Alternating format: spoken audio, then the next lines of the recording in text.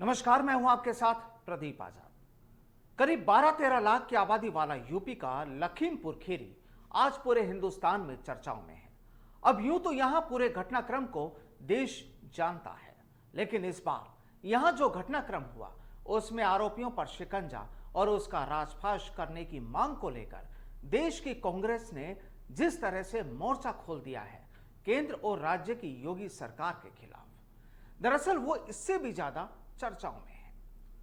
कांग्रेस ने इस बार भाजपा और उसके नेताओं को घेरने का जो जाल बिछाया और जिस हिसाब से तैयारियां की गई, उसे देख लगता है कि अब छिन्न भिन्न होती कांग्रेस एक बार फिर एकजुट होने लगी है।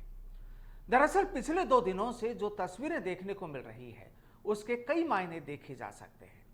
अब देखिए, लखीमपुर खीरी में जिस तरह से 8 लोगों की मौत हुई, उसके बाद घटना की जांच के आदेश भी हुए, पीड़ितों को मुआवजे का ऐलान भी हुआ, लेकिन कांग्रेस ने यह ठान लिया कि पीड़ितों को वो इंसाफ दिलाकर ही मानेंगे। अब सबसे पहले उस तस्वीर पर गौर कीजिए जब कांग्रेस नेता प्रियंका गांधी लखीमपुर खीरी जाने के लिए निकल पड़ी, लेकिन सीतापुर में ही प्रियंका गांधी को पहले डिटेन कर लिया गया और फिर उनकी गिरफ्तारी दिखा दी गई। अब इसके बाद की तस्वीर आपने कल देखी होगी, जहां राहुल गांधी अपने 2 सीएम साथी भूपेश बघेल और चरणजीत सिंह चन्नी के साथ पहले लखनऊ पहुंचे लखीमपुर जाने के लिए, लेकिन कुछ देर लखनऊ एयरपोर्ट पर ही उन्हें रोक लिया गया।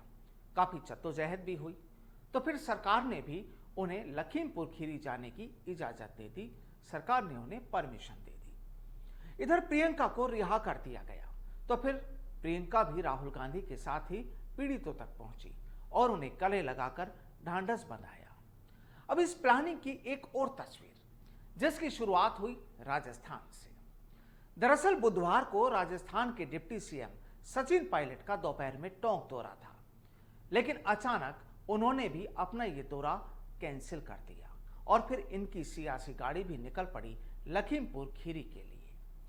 हालांकि इन्हें भी गाजीपुर बॉर्डर पर रोक लिया गया, लेकिन फिर वहां से इन्हें आगे भेज दिया गया। लेकिन मुरादाबाद में शाम के वक्त पायलट और इनके साथ चल रहे आचार्य प्रमोद कृष्णम को डिटेन कर लिया गया। पुलिस ने इन्हें हिरासत में ले लिया और आखिरकार आज अल सुबह इन्हें रिहा कर दिया। अब इसी कड़ी में राजस्थान प्रदेश कांग्रेस कमेटी को भी ले लिया जाए, जिसने भी आज भरतपुर से लखीमपुर खीरी के लिए पैदल मार्च का ऐलान किया है। कुल मिलाकर कांग्रेस ने चौतरफा हमला बोला भाजपा और यूपी की योगी सरकार के खिलाफ। दरअसल अब जो सियासी हलकों में चर्चाएं हैं, जरा उस पर भी गौर कर लिया जाए।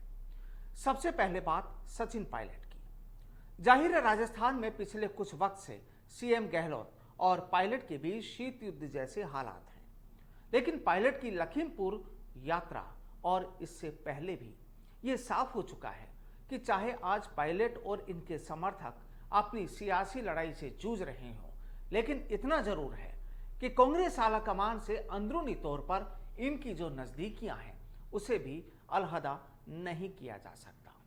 जाहिर है जब पायलट ने अपना दौरा कैंसिल कर लखीमपुर के लिए अपनी गाड़ी दौड़ाई तो वो भी आलाकमान की जानकारी में तो था ही, तो कहानी को अच्छे से समझा जा सकता है।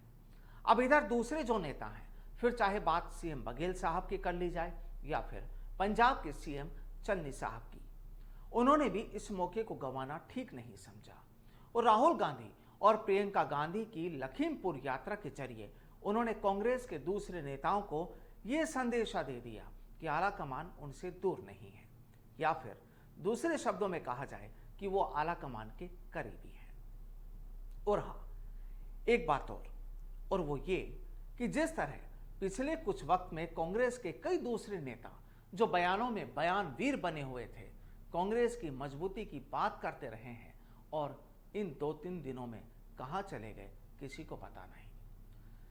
बहरहाल इस बार लखीमपुर खीरी कांड ने केवल यूपी में ही सियासी हलचल नहीं मचाई, बल्कि कांग्रेस पार्टी में भी कई नई तस्वीरें तैयार कर दी हैं।